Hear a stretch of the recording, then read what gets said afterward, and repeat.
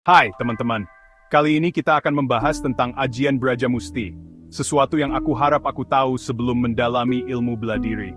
Legenda dari Tanah Jawa ini bukan sekadar teknik bertarung biasa loh.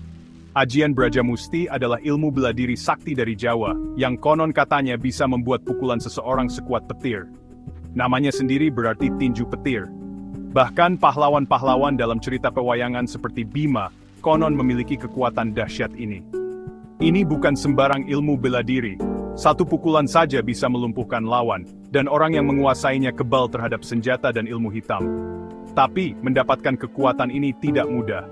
Untuk menguasai Ajian Brajamusti, seseorang harus menjalani ritual sakral, seperti berpuasa, bertapa di tempat-tempat keramat, dan membaca mantra-mantra khusus dengan konsentrasi tinggi.